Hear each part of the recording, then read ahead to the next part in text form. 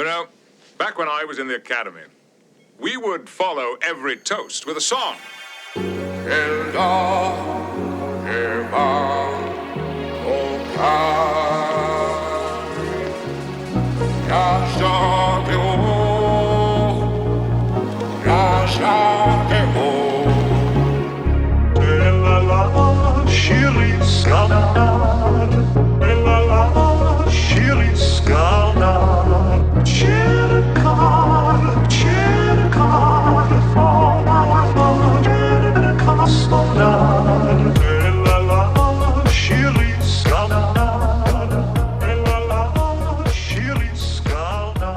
Okay, we're recording, but go on. Keep talking about Chakotay for a second, because you're watching Voyager. Yeah, I just thought the episode with in season 2 where Chakotay ended up on the planet with the sky spirits, so Right. there was a link back to Native American culture and so forth, and it actually, Which provided is some. very controversial within the show. Yes, yes. But at least the other thing is that I thought it was timely now, and that this, Voyager was in the 90s, and, there was starting to be environmentalism and movement, but it was really timely now with climate change and so forth, because the Native American tribe that he was part of left Earth because Right. they were concerned that humankind was not living in balance with the planet. And it gave history about how Chakotay became part of joined Starfleet, became part of the Mhm. Maquis, how the Cardassians came into it. And, of course, the reaction to the Cardassian aggression was the Maquis because they felt that the Federation wasn't, pushing back against the Cardassians strongly enough. Well, let's talk about this before we get into. Hi, everyone. My name's Jay Reckward. This is Jake Reckward, my father. We are the hosts of Where No Bubs Has Gone Before, a Star Trek Next Generation podcast, produced for the benefit of my son, Ben the Bear, but because we know there's so many great Star Trek fans out there, we're putting all these for free out on YouTube. Hi, Dad.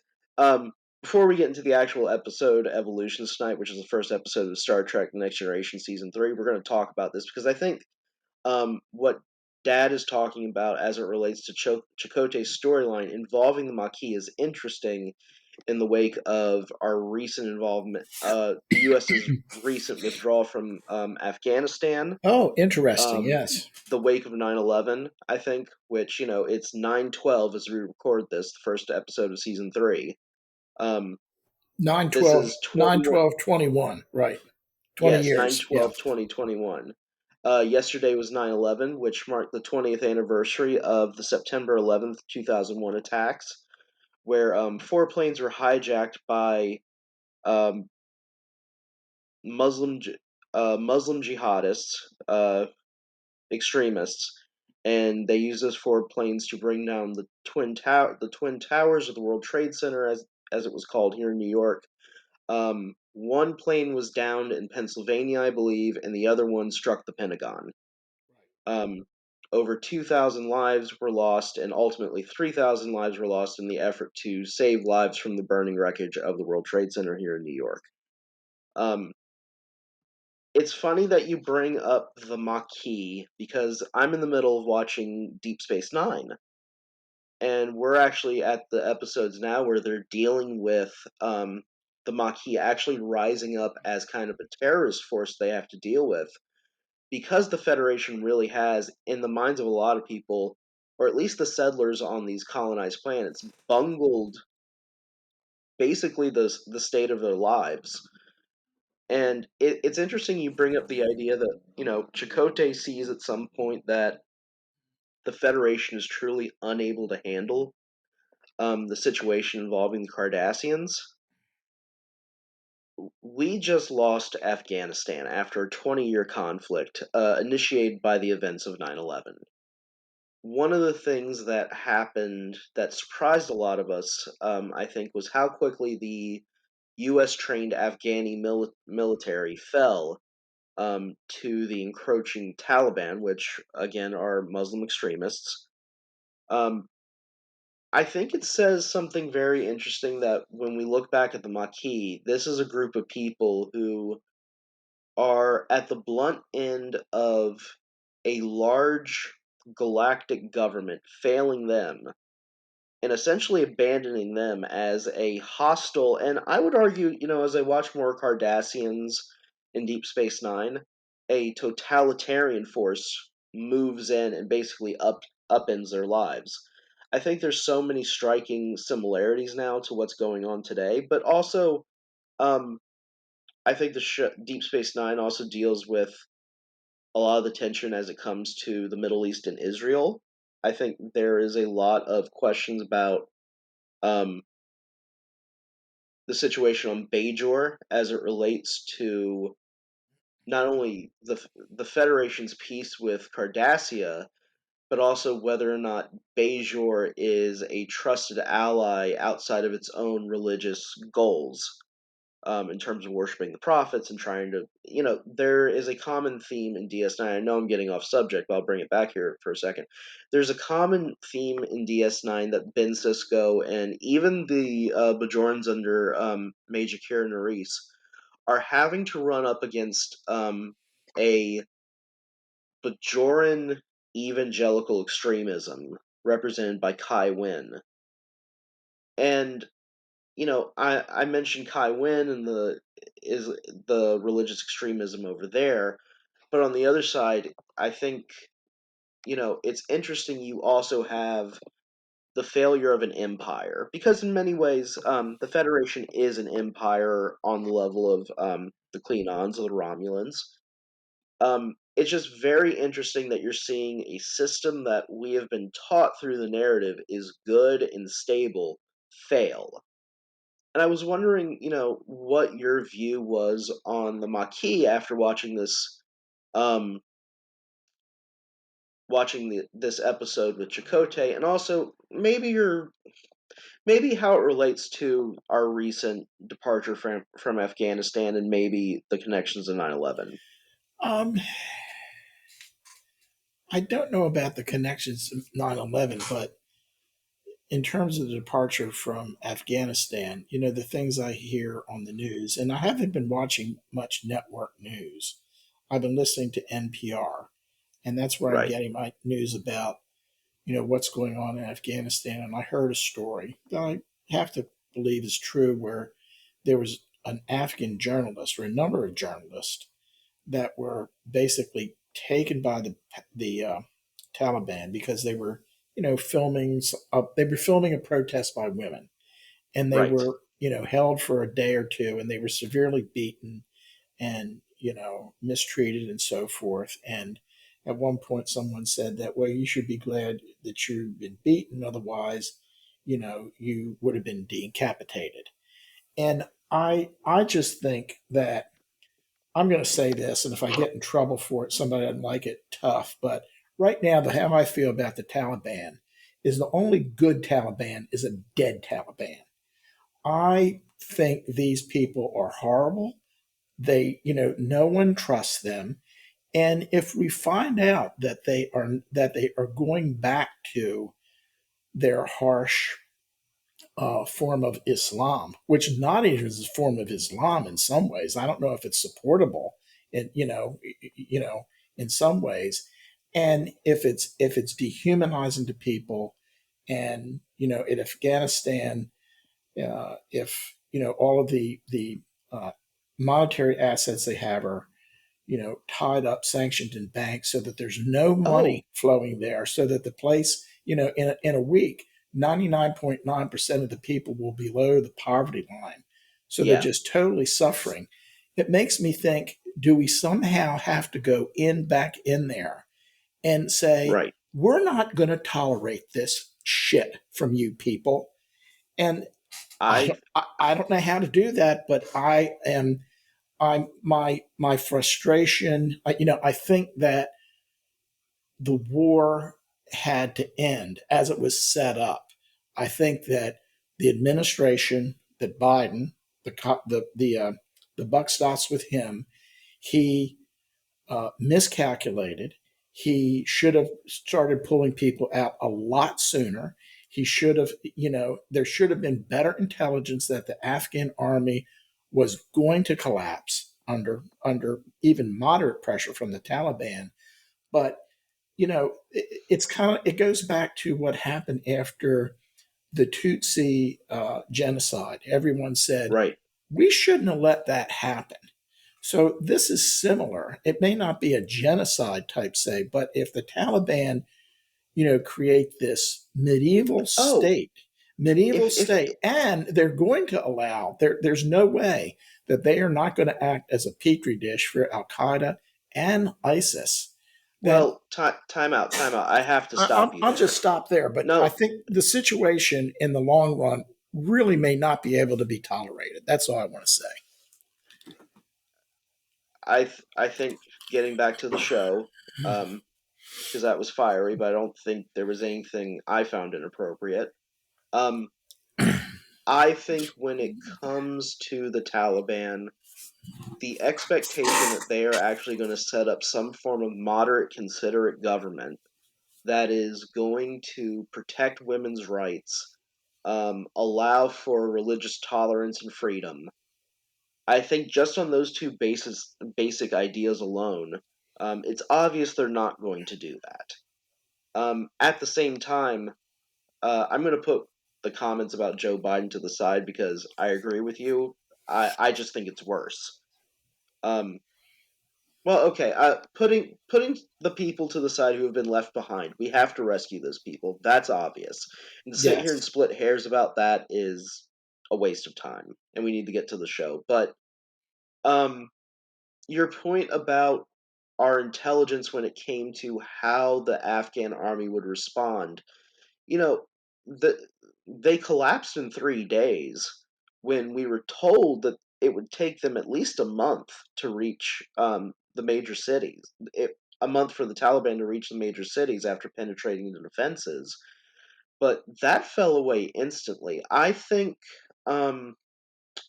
one thing that we have not ever encountered and won. And I think Starfleet is probably in the midst of dealing with this in DS9.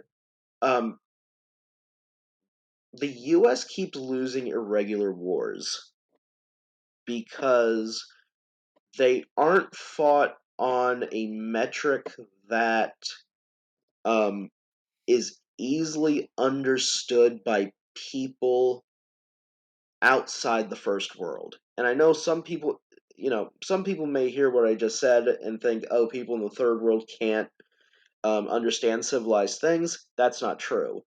Um, what I'm saying is that when you have a government or an entity or something this large, like the US government or the Federation, the goals that they have in mind are often at in conflict with the moral and ethical nature of their stated missions and purposes. Um, for example, in DS9, the Federation settled those colonies on those planets that were in dispute with Cardassia. They did very little to actually help those settlers either leave the planet they had settled or offer them any sort of protection. And in many ways, the Maquis rise up because they are literally left out there on these kind of planets along the Cardassian border to be picked off and killed by a totalitarian force. There is no way to paint the Cardassians anything other than an intergalactic Taliban in a way, because they have a totalitarian idea that the state must be fed, and the thing that the state is feeding is the glory of Cardassia. In many ways, the Taliban are forming a state because they believe they are feeding a pure version of Islam. And if they feed that pure version of Islam, they're going to be able to spread it across the world. These are things the Taliban actually believe. Um, and at the same time, like there are other countries, like for example, Iran has a version of this in 12er Shiism. or the 12 Shiite movement, which is very different from other Shiite or Shiite movements. Um, the I think the problem here is the Federation measures things on a sense of peace. Do we have peace? Do we have security? And their version of peace and security is essentially with a world without conflict or a realm without conflict. The truth of that, though, on a intergalactic level, just like the idea of having an American hegemony, um, all of these things fall apart when you get into the reality of like borders and territory. Because there's obviously something that happens during the Federation and Cardassian War that causes the Federation to either reach a truce. We actually don't, and maybe Memory Alpha will tell us this, but I don't think there's an actual like declared winner of the Federation or Cardassian War. I think it's kind of understood that the Cardassians just kind of wore themselves out and then receded. And then by the time we get to DS9, and this is important, I see you on the other side. I hope I'm not boring you. No, no, I want to get on to the Yeah, evolution. but by the time, but just like we beat the Taliban, over a decade ago in Afghanistan, the Federation beats the Cardassians and they retreat and they're able to get Bajor, but they still have these border conflicts, and over the years they still have to deal with this militant wing of the Cardassians killing Federation citizens in the form of Maquis, to the point where one day the Cardassians come back as a force and retake Terok Nor or DS9. They reconquer Bajor. um, I don't think the show was predicting this, but the same thing that happened to the Cardassians happened to the Taliban.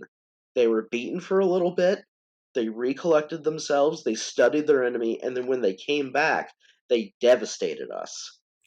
Yeah, Um, I think that's a good comment because if I've said before, we've mentioned in previous podcasts that I really haven't watched all of DS9. I understand the storyline of what you're saying, and my right, only other comment is you try you when you talk about the Federation wants to have an idea of peace, it's kind of like a pax federationalis, and right.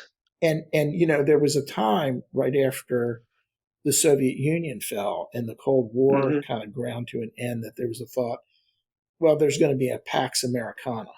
And you know what? There never was. Well, I so let's get into the show because this is a great time to segue into this idea. Um, so welcome everyone to season 3. Today we are reviewing the episode Evolution, season 3, episode 1, which debuted on September 25th, 1989. Before we get into the show, Dad, um, what's going on outside of our lives? What do you remember about September of 1989? What's going on in the world? Maybe what's going on in your life? Just give us a sense of what you thought of the time and place that this episode is debuting in. Let's see. I can't remember too much. It was, I can't remember anything in terms of, um, disconcerting domestic or international politics. Personally, it was a time when I was leaving. I had really decided to leave the company I had been with based in Baltimore, my birthplace, and I'd worked for Hmm. this company as it grew from 1974 through um, 88. So that in early 89, let's see, what year was that? Yeah, in early 89, I made the move to St. Louis. So that it was the first fall that we were living in St. Louis. It was mom, you, and I. And Catherine Yeah, wasn't born yet. So it was the first it was the first 4 months, that 4 or 5 months that we had moved from Maryland to Missouri. right. So it I was think for us, for mom and I, it was a big change. It was a big, as you know, it was a big change for you too. well, I'd like to mention this period because I really think around season 3 of Star Trek, this is around the time that you started letting me watch the show with you. Mm, And it used to be one of the things that you would let me stay up late with you and fall asleep watching. hmm So I think season 3 is a little bit special to me, and especially this year in this period, because this is really the beginning of my fandom, not only for myself but also with you, because Star hmm Trek has brought us together and it's bringing hmm Ben and I together. hmm Um, One thing that is important to note about Star Trek season 3 is that this is the point where many fans feel that the show starts to really march towards its creative peak. The shows get really, really good starting from here. The acting becomes more top notch. The writing's tighter. There's a higher production now for the episodes because this thing is now a proven commodity in 1989. However, there are some big changes going on behind the scenes. Gene Roddenberry has basically stepped away because of his failing health and, according to some people, his deteriorating faculties. Rick Berman and Michael Pilar, who are two of the show's producers and writers with Roddenberry, are going to be taking over the show um, as part of kind of the main creative force, along with Melinda Snodgrass, who becomes one of the bigger script supervisors. Melinda Snodgrass, I want to take a moment. She is the one who wrote A Measure of a Man, and hmm is the former lawyer who built the case for Data. hmm So I really think that under her supervision, in terms of being there to edit the scripts, the shows became a lot tighter, and I think a lot of people owe Melinda Snodgrass some big nods for making the show so good. Um, we also have some change in the casting before we get into the main storyline. Beverly Crusher's back.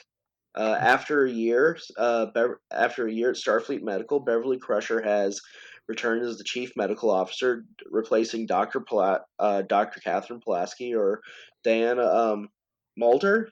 Yes, right. Okay, I always feel like I screw up her name, No, you did. You but said it.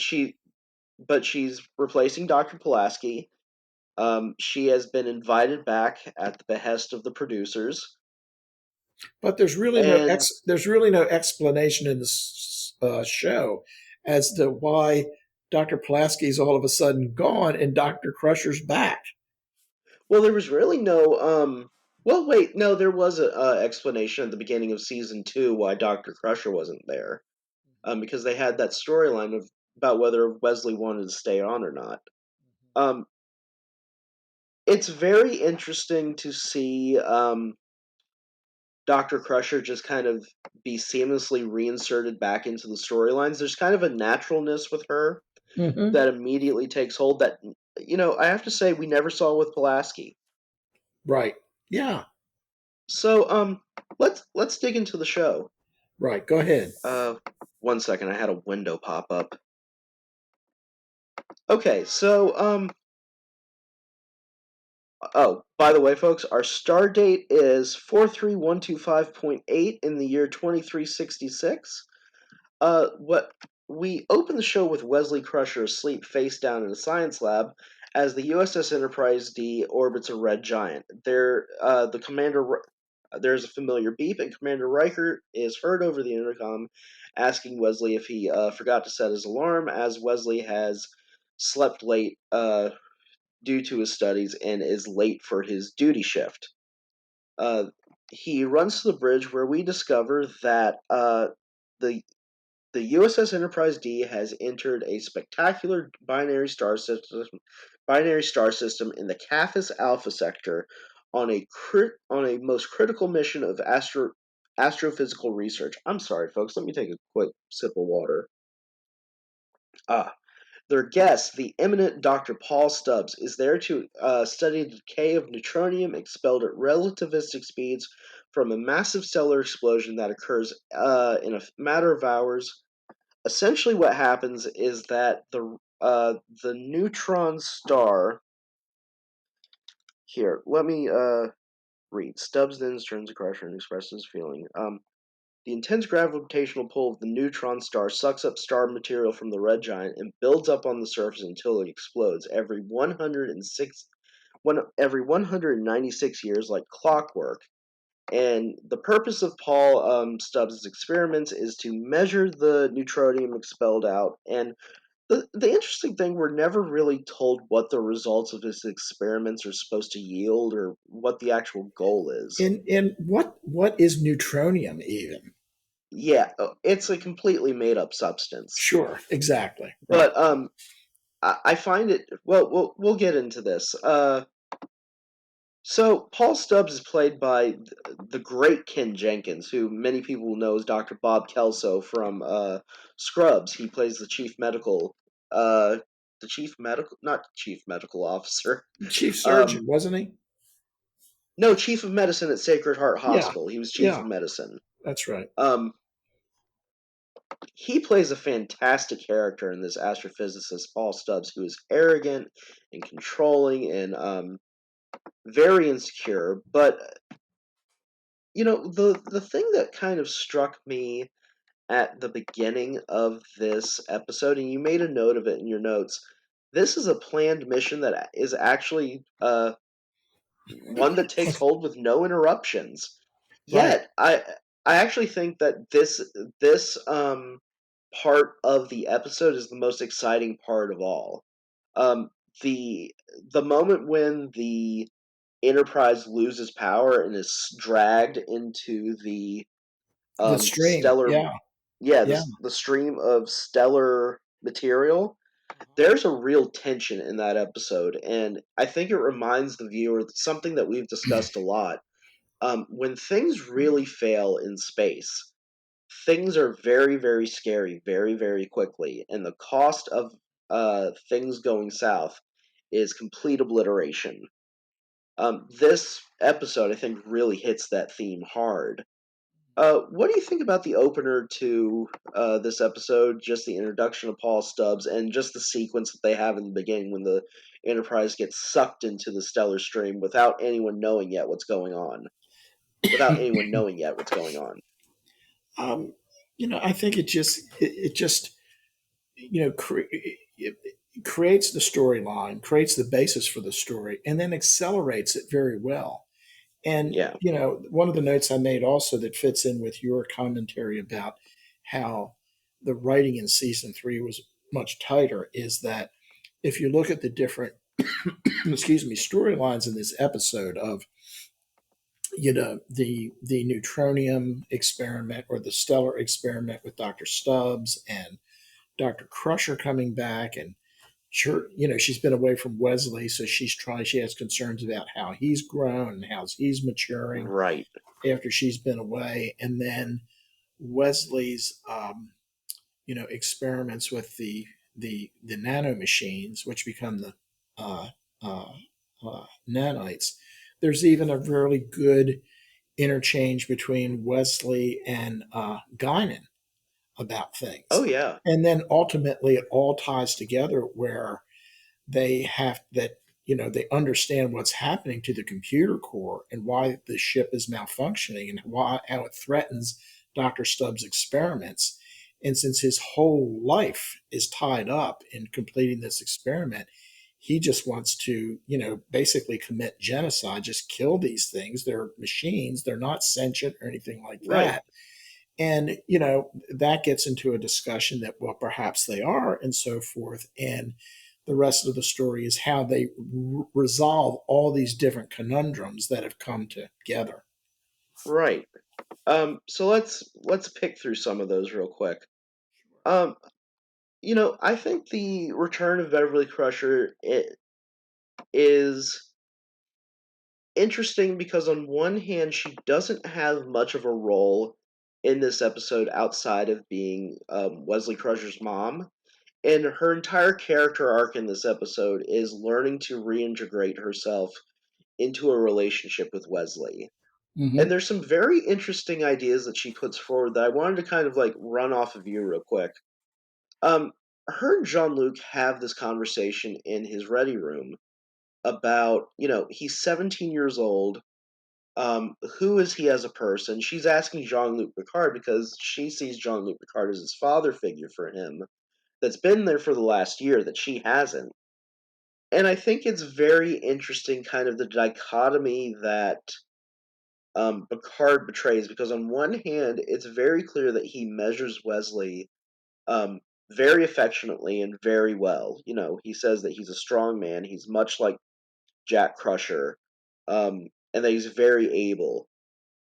At the same time, like, he doesn't know anything about Wesley's social life, and I find it interesting that um, Beverly kind of expected that of him.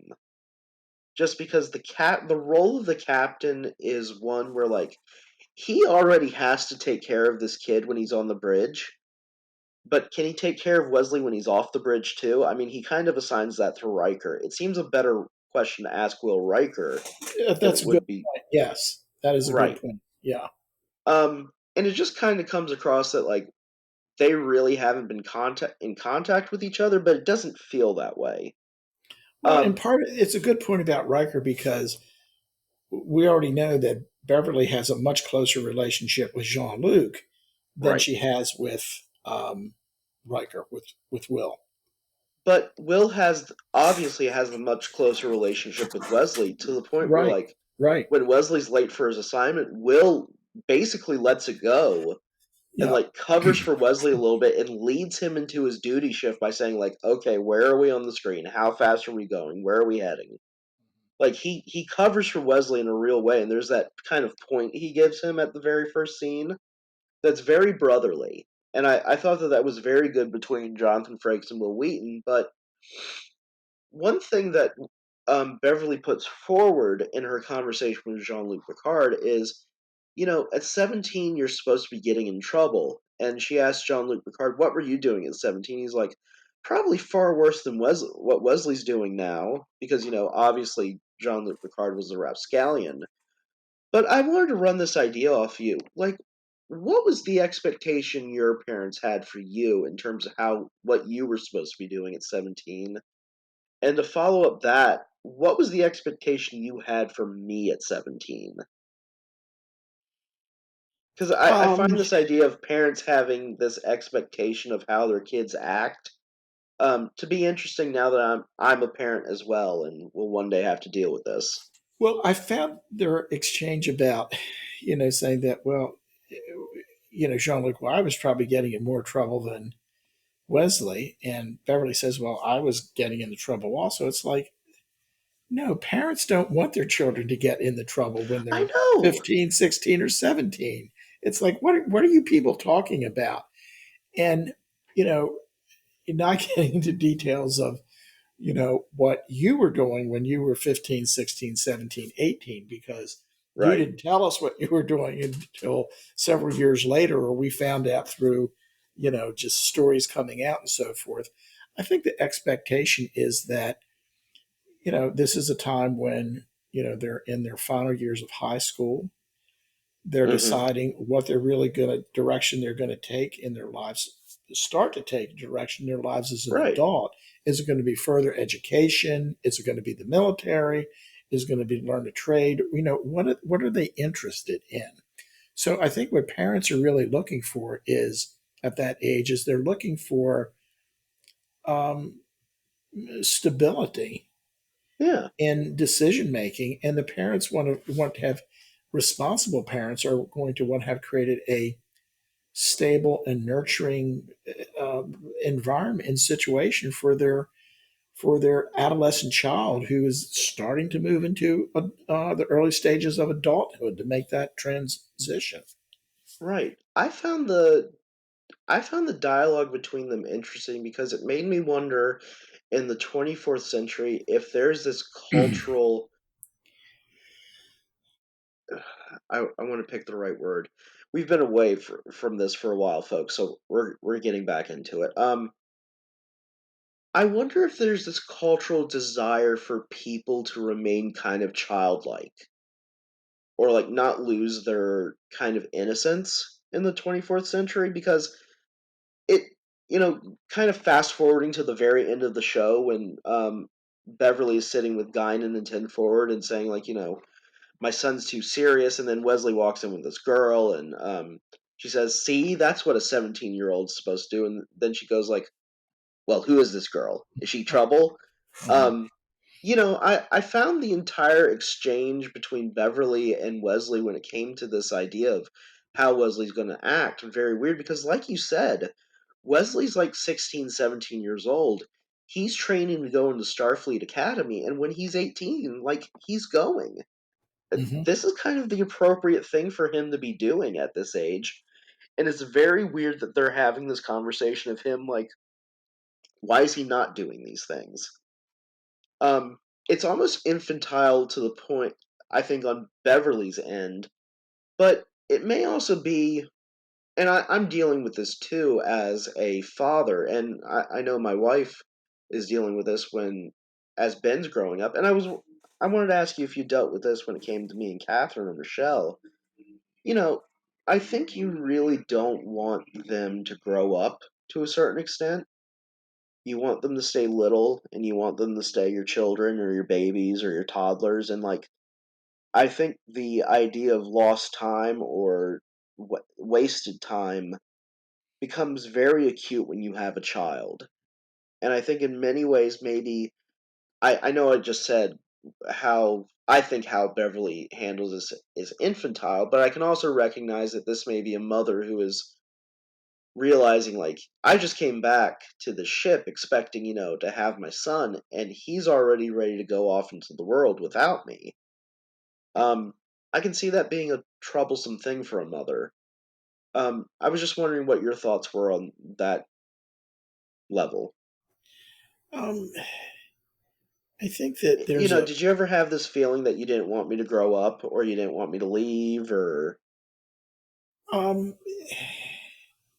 I think I'll be 69 next month, and now that I've have you know you have two sisters, an older sister, you, and a younger sister, and we all have kids? you all have kids. There's three, blessed with five grandsons, and one of the things that I've read recently, as you grow older, time seems to go faster. Mhm. And that makes me think about, particularly when I, see the grandchildren, because they're ranging in age now from 5 months up to 13, that particularly when they're very young, like Ben is right now, a Mhm. year and 7 months, um, how precious they are. So when you have babies, they're a lot of work. And as Oh they yeah. grow older and they learn to talk and they walk and they start to get some independence and they go to school, I think it gets easier just in terms of the time commitment and so forth. But in terms of the nurturing and caring, there's a shift in responsibility because you have to nurture them in a different way. Um, so there's a certain feeling of success as children grow older and they succeed to varying degrees in school, and they don't end up in the local police station and so forth, Yeah. um, and that they move toward being responsible citizens, and they have a sense of what they want to do and what they want to be. And then I think there's a certain, when they move away, um, again, there's a certain satisfaction that you've nurtured them to that point, but underlying there's a um, missing them because they're not going to be as part of your daily life anymore.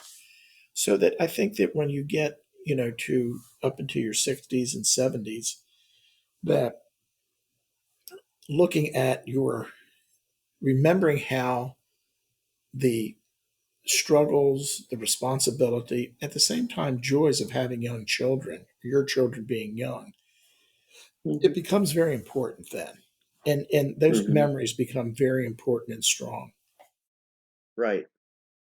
Uh, Great answer. I think one of the things that, like, Beverly struggles with is that um Wesley has had a year of memories that she hasn't been able to share in. Yes.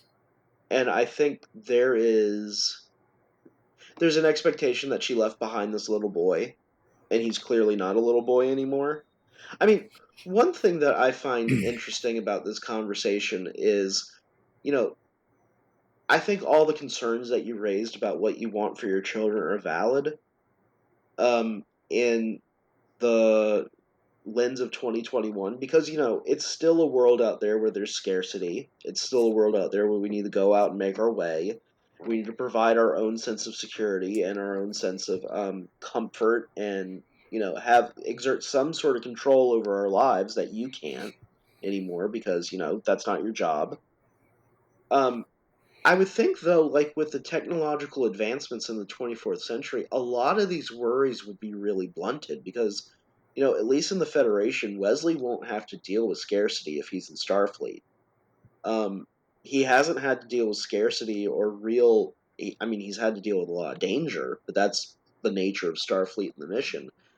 But I think, like, a lot of the things that we would worry about for our children, I think a lot of those things disappear, and you would probably be able to have a much more fulfilling and less anxious life with your child. Because, one thing that I'm dealing with now as a father is kind of the anxiety of watching them grow, but worried that they're not growing in the right way, or, you're not teaching them the right things, or that they're not Mm-hmm. picking up the right lessons. And I think that that's something that all I think most parents probably go through at some point, that just sense of doubt. And I understand, like, I just kind of understand Beverly a little bit, but I think the writing here is just very, it's very Superficial. immature. Yeah, Yeah. Yeah. superficial and Yeah. immature. Yeah. I like that word superficial a lot better. Right. Right. But one thing that they try to stress here, um, with Wesley, that they really stress in season one, is this kind of wonder kid idea, Mm-hmm. Mm-hmm. and they use Paul Stubbs as kind of a um, kind of a metaphor for what Wesley could be, Mm-hmm. because as it turns out, Paul Stubbs was actually a child prodigy in astrophysics and was published well beforehand. And according to the Memory Alpha page for this episode, one of the things that we don't see are a lot of deleted scenes that were removed during the filming of this episode, and one of them is a conversation that Wesley has with Paul Stubbs, where Wesley reveals that he's read everything that Paul Stubbs has ever published. So, you know, by the time Paul Stubbs is reaching this experiment, which is, the pinnacle of his Yes. life's work, Right. um, he's already had this startlingly successful career as an astrophysicist. Um, Wesley, it seems, in many people's eyes, is on the same path to do something spectacular. And it's really kind of building this notion that the writers installed in season one of him being a wonder kid. The interesting thing I think about Wesley when it comes to this season is that a lot of his wonder kidism actually starts to get the crew in trouble.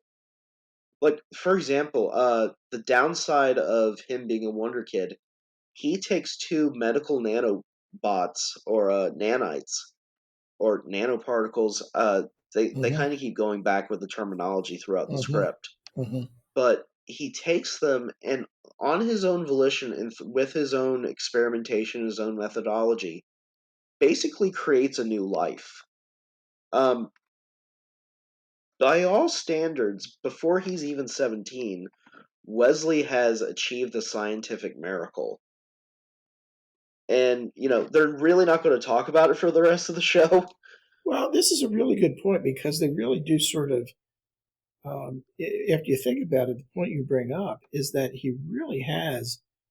he's created a new species to the point that Right. they they they put these machines, this new entity onto its own planet, a new colony. They create a new world basically, Right. and it's like, Oh well, yeah. where as rapidly as the nanites have evolved, how quickly will they continue to evolve, and where will they go? So there, I mean, you could almost come back at some point and have a little spin-off story and going back and see what happened. I mean, since Just left them on a planet. they're it makes me think, since they're a machine species, what happens when the Borg show up and assimilate them even? Oh, good question. Because I think actually, The so one Borg of would the show up and say, "Oh yes, these guys are great. Let's assimilate them right now." it's great that you bring up the Borg, because season 3 is where the Borg finally show up in mass and actually cause real havoc. But Right. one of the things that the nanites do, so to give the audience an idea of what's going on, um, so during the experiment, before the experiment takes place, the Enterprise starts to suffer massive computer failures. It starts off with everything from the replicators not working properly, to the sensors not recording errors, to suddenly entire parts of the ship shutting down. Everything from life support to weapons to shields to the deflector dish, to the point where like there's a real worry that they are having a total computer meltdown, which apparently has not happened on a starship in almost 80 years. Um, and I don't know if there's an actual episode that they're referencing on this one. I need to go look into Memory Yeah. Alpha and see, but Right. Right. this is bad. And this actually gets into it. I kind of wanted to stop for a moment and dovetail this conversation on something that you and I have been talking about outside of the show. Folks, Jake and I talk about space exploration and astrophysics and a lot of quantum mechanics now, because it relates directly to Star Trek and how the technology that we will need to progress to something like this, or a Type 1 society, as Michio Kaku puts it. Um, one of the big challenges that we have going into space is being able to design a computer system that can withstand the rigors of it. And one of the miracles of the Enterprise is that it is basically a massive artificial intelligence that is able to do trillions of computations and actions at once, that are able to maintain the delicate balances needed to keep this massive starship hurtling through space at 9 times the speed of light. That's warp 9, I think. So, Well, it's even more than that. Warp nine's oh like, yeah, yeah, yeah. It's an isn't it exponential thing. 10,000? Oh, something like that. Yes. Yeah. Right. So quick aside to this, I saw a scale on this once, and I think warp 1 is like speed of Speed light of light. times, yeah, speed of light, and then like there's warp 1, and then warp 2 is, I think, 2,000 times the speed of light, and then Something like 3,000 that. times. Yeah. Yeah. So in Star Wars, since we just get Disney Plus in the New York household, and we're watching Star Wars. So when they go to faster than light travel, they are going 900,000 times the speed of light at their max speeds. Just crazy, impossible, relativistic speeds that can't be done. And But anyway, the only side comment is somebody will have to figure out how ludicrous speed fits into those scales. good Spaceballs reference. Um, So, one of the challenges that we will face going into space exploration in the future is designing a computer system that can not only stand up to like mechanical and software failures, but also stand up to things like multiple forms of radiation bombarding it. God, space dust. You could just there's so many things in integers that make the universe actually not computer friendly, that I think this storyline right here is really good in terms of dealing with a real world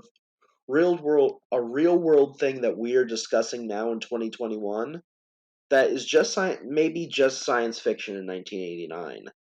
um, we are really starting to have a hard discussion about how quantum computing Mhm, is going to figure into space travel in the future, mhm, because you're going to have to design a system somehow that is able to not be, this is going to sound weird, but it's quantum mechanics, and quantum mechanics are weird. You're going to have to be able to design a system that is both connected to, connected or controlled by some form of hardware, but at the same time free of hardware restrictions. So, if you have something like a holographic system, and let's say your ship gets hit by a wave of, let's use bullshit radiation they use in Star Trek, thoron radiation.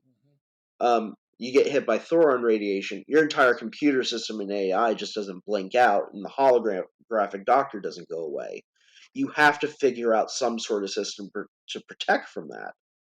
And we're starting to discuss that now in 2021, and there's starting to be a lot of news articles about it. But I find it interesting in 1989 that they're talking about, world, catastrophic computer failures and how it can be devastating at a time where computers aren't really thought about in this way.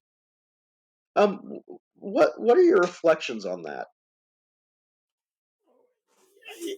I think that we had a conversation separately a day or two ago about an article in The Economist that was talking about changes in the study of fundamental physics and Yes. got into string theory and all kinds of things. Just a fascinating article. And it just, I think that the fact that we could talk about how, the story about the nanites and how they became sentient and, how does this relate even to data, and that he's a Yeah. machine, but he has sentience. And, we've seen other examples in the Star Trek universe where you have beings that are pure energy have sentience, Hmm. machines that have sentience, and so forth. So I don't know if we need to talk about that per se, but I think that what you bring up about you know um, what kind of computer systems are going to be required, and I think you bring up an excellent point about AI because I mean one of the things that's since I've been watching Voyager for some reason in some recent episodes, they've been really concerned. They've gotten into trouble where the inertial dampers go offline. And Yes. if they don't have the inertial dampers, if they go from impulse speed to warp, they would just be plastered up against a bulkhead and they would be Hmm. instantly killed. Yeah. And so darn right that there's some physics involved with the inertial dampers, and that has to be controlled by a computer of some sort. And I Right. think what you bring in here about artificial intelligence, you cannot have, you know, somebody in engineering controlling all of these different things that have to keep this No. Yeah. ship, intact as it's going through space with warp speed. If we ever get to that point, you're going to have computers that have a large degree of AI to do all of these functions and so forth. And I think Well. that's what you bring up with the quantum computing is that just like we're talking about, there's this massive exponential increase in speed or how fast you're going in regard to warp one being the speed of light versus when you're going warp 8 or warp 9, or whether in the Star Wars universe you're going 900,000 times the speed of light, that this all gets into advancing our understanding of quantum mechanics and quantum particles and so on. Well, I think one thing that is I think one thing that is fascinating about the conversation around quantum computing as it pertains to AI today, and it kind of gets into back into the story of the nanites themselves. One thing that you're going to have in this system, and Data mentions it when they're having the first conversation about what's going on with the computer core. Um, you will have to have an AI that is self-correcting and self-repairing to be functioning at all times. So it's not only, you brought up the inertial dampeners. You can't have one person in engineering controlling the inertial dampeners. You have to have an AI controlling the inertial dampeners, but you also have to have the AI who controls the inertial dampeners, which is probably part of a greater part of the greater computer consciousness as we see it. Because in Star Trek, at this point, I think the computer is its own consciousness. Um, but we'll get into that in later episodes. Uh, I think you are going to have an AI that is so adaptive. And this gets into one of the questions you made in your notes, like, can machines evolve? And this also gets into the conversation around data, because data also has a self-repairing and or self-corrective system in his own Android circuitry Hmm. that allows him to keep going. Um, Circling all this back around, you are going to have, if you're going to have a successful AI, you're going to have an AI that's able to change and learn and adapt to the difficulties and failures that it faces if it's going to overcome them. So the question, can machines evolve? Yes, because they have to. If it's going to be a functioning machine in space, it's going to have to be able to rebuild itself, reconsider itself, and maybe reconstitute itself to fit whatever scenario that's going to be facing. Um, I think that is something that, and this gets into the esoteric conversations around AI about what AI really is. Um, and there's a lot of philosophical conversations about it.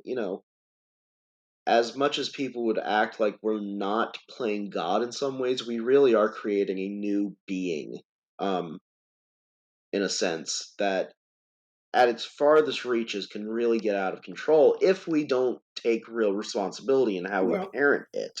and that's exactly what happened with Wesley with his experiment. It gets out Right. of control. And as we said, he creates basically a new machine species that the Enterprise humans give them their own colony, their own planet, their own Right. world. Well, can I make just a quick aside, and I hope Sure. people at home won't get mad at me. Isn't it interesting how this entire episode begins with a lab leak? Ah, yes.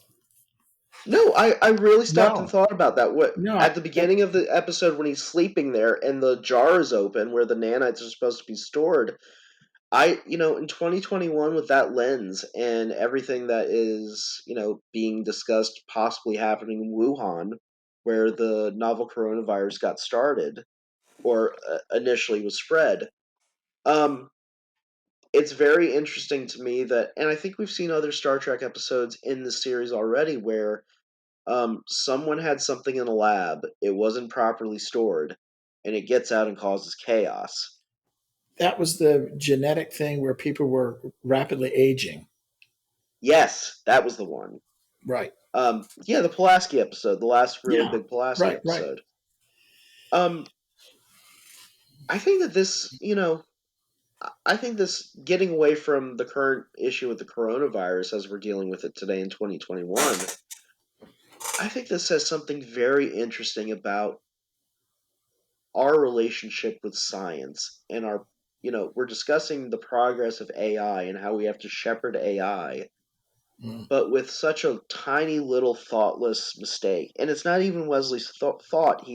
I'm sorry, it's not Wesley's fault. He just fell asleep. But just falling asleep for a second almost sends a crew of 11,000 people to their deaths multiple times. Um, You said over 11,000. You mean 1,100. I'm sorry, 1100. Right. It's late, folks. Um, but almost sends 1100 people to their deaths just because of one small mistake of falling asleep with a jar not properly closed. It's just a very telling thing to see that, shown in 1989 with, I don't think the writers having any clue how many years later we'd be dealing with something like that in the real world. And I just wanted to see what you thought about that in terms of today and the reflection I just made in terms of, Well, I think something getting out of a lab and causing havoc. well, the two things. First, one of the things we talked about how the writing was kind of uh, simplistic, or what was the term I used in regard to the conversation about, well, what should 17-year-olds be doing when Beverly and Jean Luc were talking about that. The other scene is kind of like, well, they had to do something so that Wesley could have a conversation with Guinan. When Wesley's crawling along the outer bulkhead intent It's forward such a good looking for scene. Nana, it's just like, what are you doing, boy? And Well, Guinan's like, what are you, Wesley? What are you doing? This makes no sense at all. But on a more serious note, I think what you just said something important and applies to today, going back to the whole pandemic and the coronavirus, is when you say, well, what is our relationship to science? Because there's, so much confusion as a result of the disinformation and the selfish politicization right. of how to properly deal with the coronavirus, and particularly the vaccine. I mean, Yes. for a large number of people, it's almost like science doesn't exist. Well, can I bring up something involving that right now? And this is a big aside, and it will be very controversial for me to bring up, but it's something that I think that we have to have discussed in the current climate. So, one of the big podcasters in the world is Joe Rogan, and Mm. Joe Rogan recently caused a huge controversy because he had a breakthrough case of COVID-19. And one of the things that he used to treat it was a Ivermectin. Yeah. yeah, he used a pharmaceutically prescribed dose of ivermectin. Well, CNN and many of the other major news organizations came after him for promoting ivermectin use. But, the problem with ivermectin is that clearly it's not supposed to be used for COVID-19. That's not its original application. On the other hand, you now see a media that is disparaging this drug that was at one point FDA approved for human use. The creators of this drug actually won a Nobel Prize for its medical use in the third world. So, on one hand, like, obviously, I'm not going to come here tonight and tell people at home, as I'm sitting here with my father, a trained biologist who knows what he's talking about, to use ivermectin. Do not do that. Do not do that at all. It is not meant to be used for COVID. But at the same time, the politicization of the conversation around this has disallowed us to have a reasonable conversation about drugs in this country now. Where iver like I said, do not use ivermectin for COVID-19. But because of the politicalization, we are now demonizing drugs that we have very little understanding of, and we are starting to have conversations I think are not only scientifically illiterate, but do something far worse in terms of, and I'm probably going to use this word wrong, dogmatizing science. Do you understand what I'm saying? Mm-hmm. Like, the media is creating, I think, and this is scary, an acceptable rubric of sciences and what's considered acceptable things to think and feel scientifically versus what science is, a process of investigation and re-experimentation over and over to confirm theories using sets of data. Um, the problem is, like, you can't have a realistic conversation if you're automatically predisposed to this one scientific idea, which is an appropriate one. We need to be pushing these vaccines because they're literally saving lives. I mean, there's no dispute now that the majority of cases here in America and around the world where people have the have the vaccines available to them are unfortunately being contracted by people that are deciding to remain unvaccinated. This is just a fact. This is just the case of things, and it's unfortunately slowly starting to spread to children who are unable to be vaccinated because of FDA and federal regulations. But, I think that getting to your question about how we discuss science, one of the things that we have to do when we're discussing science is be able to step back and say, like, okay, this is that thing, and it has no relation to this thing, and we need to stop talking about it so we can focus on the thing that matters. Um, Well, I need to come back to you about just. I think um, there's a real disregard even for yes, science. that's I what I'm mean, getting. Yes. and a lot of it comes out of evangelical stuff, Oh evangelical yeah, Christian stuff. Where I saw a YouTube video where some young people, um, they were obviously they didn't look like they were college educated. They were blue collar boyfriend girlfriend type thing, and that's not. I'm not saying that to admonish disparage. them or disparage them, but it's like, well, we're Christians, and if we get it, it's God's will. And that's like, no, it's not. That's just being irresponsible. You Right. know, when you went to grade school 15 years ago, when you started, you probably were vaccinated then Yeah. against diphtheria, mumps, measles, Right. etc. And and I mean, even you could say that there's a complete disregard for medical science with the Texas abortion law. Oh, It's the whole do you know what? legal Uh, aspects aside, the medical science just is not there. Well, like the problem with the Texas abortion law is that it's not even based on anything scientific. It's 100% about controlling and subjugating women. Like that I agree.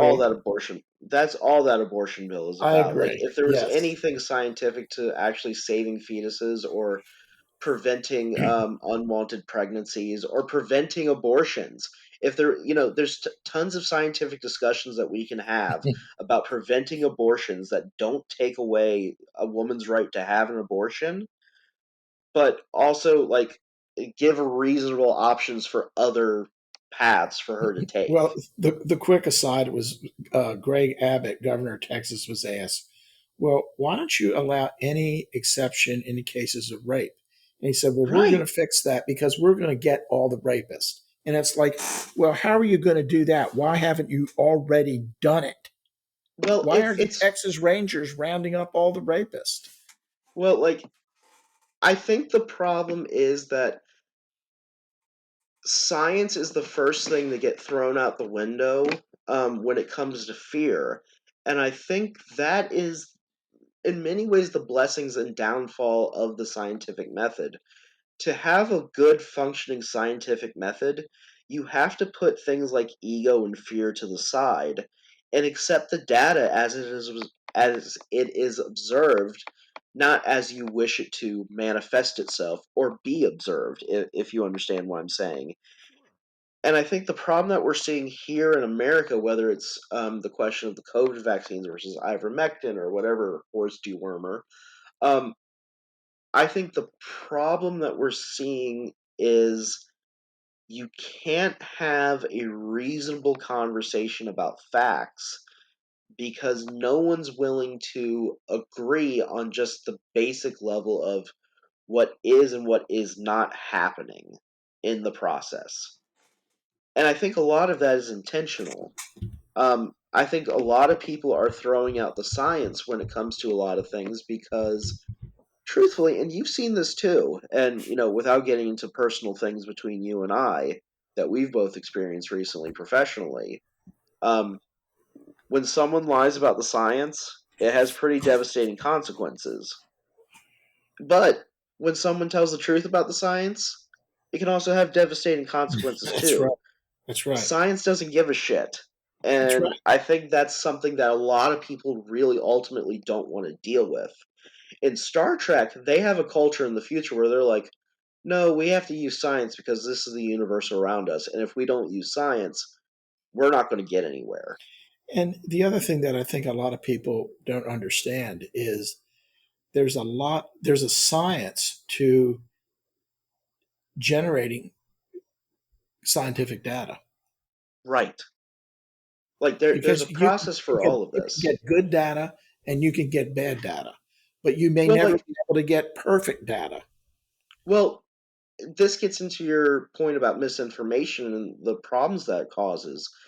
Um, Misinformation, I think, in 2021 is unique because often misinformation uses facts and builds lies out of those facts. So it'll start with something like, oh, I don't know. Someone had a seizure after taking their second COVID shot in Guatemala. I'm just throwing out not a bullshit country. Guatemala is a real place and full of lovely people, but I was just throwing out a name. Um, but let's say someone has a seizure from the COVID vaccine in Guatemala. Well, that's a fact. Okay, some people have adverse reactions to vaccines. That's been recorded since the beginning of inoculations back in the ancient world, that adverse reactions have happened. However, someone will take that fact and build it into this idea that somehow, well, the scientists aren't telling us that these seizures happen, so therefore there must be more seizures happening that we're not hearing about. And Well, that's where the misinformation starts. You build well, this narrative there off of one little anecdote and turn it into this wildly disreputable fact. there was an abstract I read from this daily highlights I get from Journal American Medical Association. It was talking about some observable adverse effect from the vaccines. And it said, yeah, these do occur. However, we don't have enough data at this point to be definitive that the vaccine is the cause. Right. So that's where somebody can get limited information and say, see, it's going to cause this problem. And it may, but, Well, but go ahead, if I may circle us back around to the episode, please. um, I think one thing that is at play here when it comes to the disregard for science is our kind of we have this culture of immediate gratification, and I Yes. think Paul Stubbs brings up this kind of interesting idea when he and Wesley are reviewing the egg after one of the Enterprise's mishaps after the nanite invasion. You might, you might, Stubbs, you might just say what the egg is real quick. oh yeah, so the egg is this probe that Paul Stubbs has spent 20 years building that he is going to send into the stellar stream that is being sucked up by the neutron star, and when it explodes, that probe will hopefully record the neutronium decay that he has been spending his entire life to observe. Yes. Yes. So there's multiple scenes where they go to a cargo bay on the ship, and there's this kind of cage-like orb sitting there, and this is, of course, that probe. One of the things Paul Stubbs talks about is his love of baseball, which he says, was a pastime of the Americas that was lost because people's lives became too fast. And you ask in a question on your notes, is this prophetic? And you put in soccer, football, and lacrosse, but we'll get to that. I think one thing that Paul Stubbs is talking about is a problem that we're facing today, where people are expecting immediate gratification to certain things, and in many cases, an end. For example, I think people really thought that just having these vaccines were going to bring an end to COVID overnight. Um, I've actually met a lot of people here in New York that I find really well educated who are as liberal and progressive as I am, who honestly still believe that if you get the vaccine, you can't get sick despite all these stories of breakout cases. They think the breakout cases just become like it's just because, oh, you're around too many people with COVID. And it's like, that's not how that works either. Um, I think that I think not only our lack of scientific education is harming us, but our inability to wait for the result of something or study something in the long term is really starting to hamper us. And I think Paul Stubbs is pointing to something important for us to note here. Maybe not in, whether or not we still care for baseball. And, I think baseball is great sport if you're into it. But there is something to be said about having a culture that values taking its time. And it's very clear that we're not that culture anymore. No, Um, right. what do you think the repercussions are in that from a scientific perspective, in your view? Like, where do you think that leads ultimately? Not having the patience to do the work to get the right data and the right answer, Yeah. or get a not the right answer, but not having the patience to collect the data, to analyze the data, and then interpret it. And based on what it says, make changes in policy or behavior. Do you think, and I have to ask you this more as a professional than a scientist, but though you've worked in the scientific fields all of your life, um, you've worked in ocular medicine, so this may be a, a different question for someone in a different field, but do you feel that the science that you have worked in was respected during your career, and that people actually paid attention to the results and the data and actually made changes based off of it? Yeah, yeah. I mean, since I was involved, in eye banking, which was providing donor corneal tissue for corneal transplantation, and that Right. got me involved in looking at how uh, corneal transplants have changed really in the last 20 years. Great changes. We won't have time to go into the details, but actually, there was discoveries made, data collected, Hmm. and resulted in changes in practice very rapidly. And there continues to be a plethora of studies to even refine these new corneal transplant techniques, or how what drugs you use after a corneal transplant to prevent rejection and so on. So Okay, that's a great answer to that question. So I have a follow-up. How do you feel about the conspiracy theory that's prevalent in the American public that scientists are often hiding the results of their experiments or somehow misreporting their data for political or social aims? This could be anything from you know, Bill Gates was helping develop the vaccine so he could put nanites into us, or tracking chips, to oh god, anything, aliens. What do you think it says about um, us that we jump to this idea that scientists are lying to us in 2021? Because this is a problem both on the right and left here in America. I think you come back to, we kind of touched on this, is that um, a lot of non-scientific people don't understand how science works, what the scientific method is, what it takes to try to do it well, or to actually do it well.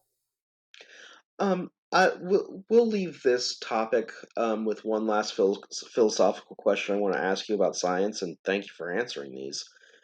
Um,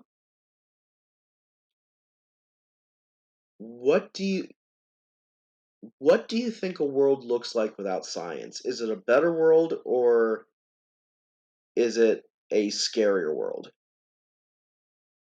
Oh, it would be a scarier and much brutal world, in that we would still be burning women at the stake for being witches. Right.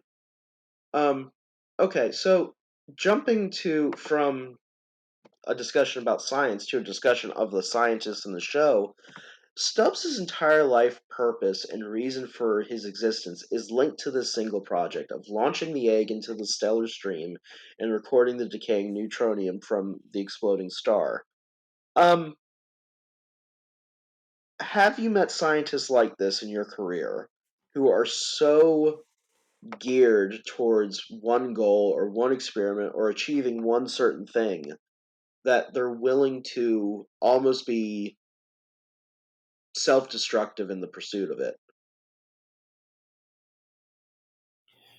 Um, Not really. I've had the experience of working with one individual who thought he was a really good scientist when he had no formal scientific training, and thus he ultimately fooled himself and dedicated himself to, treating certain types of disease and so forth. And this person did not really have the ability to pursue at all what he was trying to do. The other concern I have, about scientists, is that we may have talked about this before. I have a concern, just like there's a military industrial complex, there's a research industrial complex. Oh yeah. Because I've seen scientists, like one scientist I have in mind, that was looked upon as being a real leader in that field. And that this person, and I'm not using a um, um, gender pronoun at all, this person did a lot of laboratory work. He published very little. And at one point, it was thought that this person was a leader in the field. And I think that this person did was basically set things up to get continued grant money and psychological kudos and so forth, so that Hmm. he could have a good life. I mean, basically, he didn't accomplish. This person did not accomplish shit, Yeah. and I They think a were a lot con of people. artist. Well, they may not even. These people, these scientists who get into this, they may not even realize that they're con artists. They're doing science Oh, for the okay. basis of science, for the science, just to keep their funding, to get their grants coming in. But when you look back and Right. say, what have you really? I think a measure of science, whether it's medicine or physics, is what did you do? I mean, you have to measure it in two ways. One, did you advance our basic understanding of scientific principles in a certain arena? Hmm. That's one. Just did you advance general knowledge? But then, two, and more importantly, if you advance the general knowledge, did it have any practical benefit to make human life better? And Mm. if you can't answer that question, is all you did is look at lab rats or look at slides under a microscope for 30 years, and it really there was no measurable if there was no measurable benefit to humanity to coming to taking particularly medicine, taking the science and translate it into the clinic to help patients, then what was it all for? So do you understand Paul Stubbs's kind of fixation on having this experiment be successful? Yeah, and he might be kind of a unique in a unique situation, because when he compared this binary star system into the events that occurred there as happening every 196 years, it was like Old Faithful on Earth. Hmm. He won with his lifespan, he had to make sure that he would be alive when the event occurred, and that whatever the science is related to neutronium, which we don't know, he focused on that. And I guess now I think about it, I in my notes I put, is his um, hyper concentration, for lack of a better term, on this one event and the science related to it, is it really healthy? And you know, maybe at the same time, it doesn't sound like he had much of a family life. He did I have an active imagination, and with his penchant for baseball and so on. so I think there's two things at war here. And I think it's a really good conversation that Jean-Luc has with Paul Stubbs, kind of towards the beginning of the episode, where he's like, we're going to try to get your experiment done the best we can, but ultimately I have to put the safety of this crew first. And Paul Stubbs Yes. basically says, "Hey, look, man, fuck your crew people. Right. I mean, fuck your crewmen. I need Right. to get this done because this is my glory." Right. Um, I think, and then just like Beverly Crusher is kind of written weird in terms of how she reacts to Wesley in this episode, I find it very weird that Deanna Troy kind of goes out of her way to kind of soothe Doctor. I almost said Doctor Kelso, Doctor Stubbs. Try to soothe Doctor Stubbs after he's at the precipice of thinking that his entire life experiment is about to go Hmm. down the drain. Um, the guy is placing his work before the well-being of 1,100 people on a starship. Um, I think the interesting question that we've been asking about, the science and the philosophy behind it, and is this a healthy approach? I think on one hand, like that might be it might be one of a series of questions to ask in answering this. But I think Stubbs's fixation on getting this done is not wrong. His willingness to give up every other human life and even kill the nanites, of course, is where the issue becomes morally and ethically unsound. Right. And I I think agree. that this is the part about science that doesn't really get discussed. It gets discussed in medicine because in medicine they have a Hippocratic oath. But is there such an oath outside in other sciences to do no harm? Does Stubbs, as an astrophysicist, have this belief in him that during his experimentation as an astrophysicist, he has a responsibility not to commit harm, versus someone like a doctor or even Jean-Luc Picard? What did Oppenheimer think? What Vedic Right. poem did he think of as soon as Trinity was a success? Oh, I've become Shiva, the destroyer of worlds. Yes. Yeah. Well, I Did he? I think Right.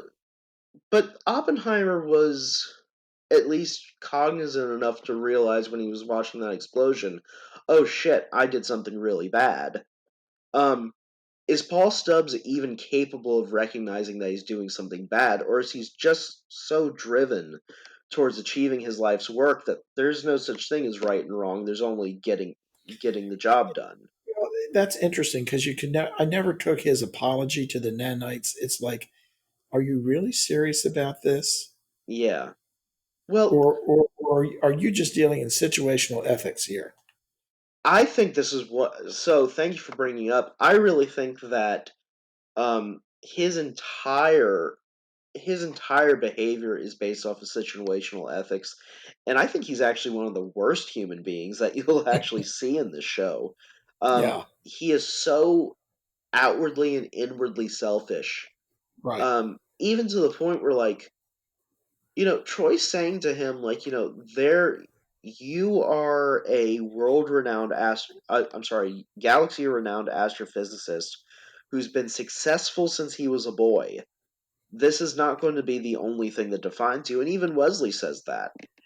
And this has shown up before. I don't know if it's we've seen this yet in season 1 or 2, but the scientist whose son was killed on the planet by the crystalline entity, Right? and Yeah. she wants to study it, but she's actually out there to kill it out of Oh, out that's of out of pure revenge.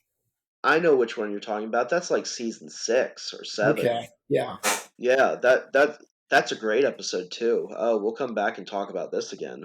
Um, but I think the question of, like, if is Stubbs um is Stubbs working from a good place as a scientist? I think that's an apt one to ask because it leads to the question that I think all scientists have to ask. Are we leading this from the right place as people?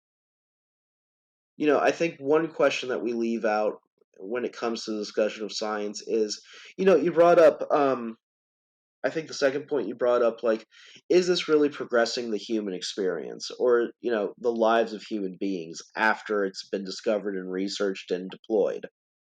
Um, Well, it's sort of like Again, and I think it's a down. Oh, sorry. Go ahead. as a scientist, I think he's on target. As a human, he's pretty shitty. Oh yeah. Well, like even then, I think it's the downfall of the writing of the episode. What is the real result of this experiment supposed Exactly. to show? Exactly. Yeah.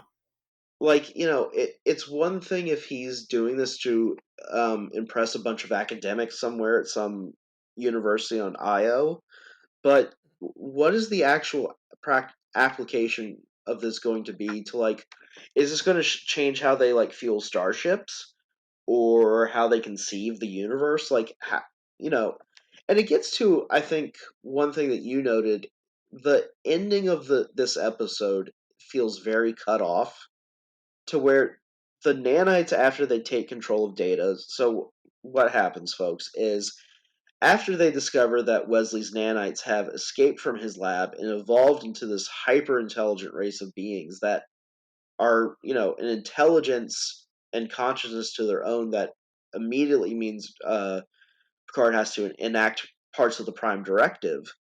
Um, they have this confrontation in a computer core room, which, by the way, we never see these computer core rooms ever again. But here they are. If you want to destroy the computer room, I mean, if you want to destroy the Enterprise computer, there's a room for it. Um, they literally cut off the episode right at the end, and not only do they like accept Stubbs' apology, they actually help him deliver the egg into his experiment right before they're deposited on a planet. It kind of feels like the last 10 minutes of this episode was wrapped up um, very quickly without having to do any of the real work to explain what's going on. And even the nanites, when we finally see them, they're like, "Oh, okay. Sorry for killing like a bunch of us and trying to commit genocide. We'll forgive you and help you like maintain your life dream." It's just a very weird ending, wouldn't you agree? It is. Yeah. I mean, again, I'll stand by the story is kind of well put together the way, it's Right. constructed, but there's some just, I think what we're talking about, there's some information about, well, why did he want to do this experiment and blah, blah, blah. And what does it mean and so forth that just because of time that you've got 45 minutes in an episode, I guess you just can't, maybe if you got drilled down on the writing a little bit more, you could have just put a couple lines in somewhere that have would have given you better scientific context for all of it. Right. I Yeah. agree. I also Yeah. think one of the things that happens that doesn't ever get resolved is Wesley's interaction with the nanites. Right. Wesley, no one says anything, but Wesley creates a new race of beings inside of a we've jar. we've touched on this. Right. Right. But they pass over it like, nothing happens. And I think Right. this is and we'll end the episode here, but I think that this is kind of indicative somewhat of writing from the last two seasons where they will give us like 45 minutes of a good story, but the last 15 they really try to jam a lot of things in. And I Mm-hmm. think the overall pacing of the story is probably the downfall of it. Mm-hmm. Again, I don't think this is a bad episode. I think this is No. a very good episode and a Yeah. very good episode to start a season. It's far more coherent than the series opener Encounter at Farpoint. I enjoy this a lot more than the series two opener, The Child, where Deanna Troy is mysteriously Oh impregnated yeah. by a cosmic being. Right. Um, this is a very well put together episode, but the ending just kind of Mm-hmm. uh, ruins a lot of it. Do Mm-hmm. you agree with me, or do you Yeah. see I, something I, else? I would agree. Yeah. Okay. Yes. Oh, before we go, I wanted to have a large conversation in the episode about this. This is a Guinan episode where we actually learn a lot about Guinan as a person and as a character, and as a species of someone existing in the galaxy. She is an Aryan, and there are two exchanges that she has with what first with Wesley, then with Beverly, that I find really fascinating. Let's deal with one with Wesley first. As you know, there's that scene where Wesley's laying traps for the nanites in 10 Forward. And Guinan keeps making this kind of Victor Frankenstein metaphor to, like, Wesley had this good idea and then it broke out and escaped and now it's causing mayhem, and he has to take responsibility for it because obviously in Mary Shelley's novel, one of the problems is that Victor Frankenstein refuses to take responsibility for his own creation. um Guinan keeps talking about Victor Frankenstein like she knows him, and keeps like really hammering this home, and it got me thinking, like, okay, she's an alien who's been alive for thousands of years supposedly, and we know from the Star Trek Generations movie, once existed in the Nexus, which is an alternate dimension for all case and points. I think that she is we've sometimes had discussion of who Guinan is, but I want to have a discussion of what Guinan is before we go. I want to posit that she's a multi-dimensional being that has actually been able to meet a Victor Frankenstein in an alternate universe. Just like she was able to,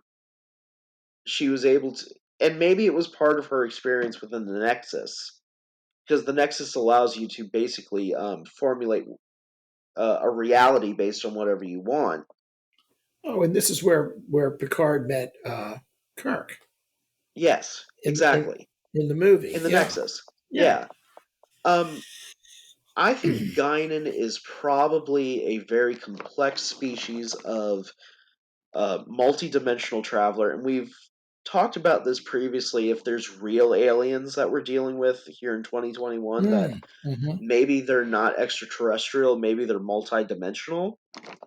I think there's an aspect of Guinan there that should be considered, as well as she has a conversation with Beverly at the very end, where Beverly asks Guinan about her children, and Guinan reveals that she has like dozens of kids, and that she only had issues with one of them, and that he was bullheaded, wouldn't listen to anyone, which was a problem in a race in a and I quote her directly, um, a race of listeners.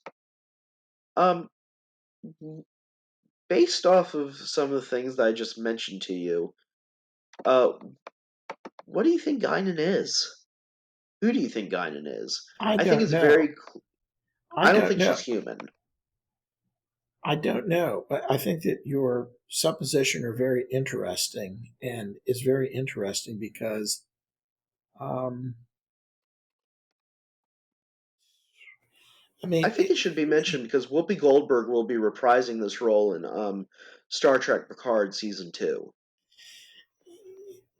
it kind of gets into, I guess there's been an episode where she knows about the Borg, Yes, and so you're bringing up something I haven't thought of. It's like, yeah, God, what is Guinan? I don't have an answer to it. I mean, you posit some very interesting ideas as to who she is and what she is.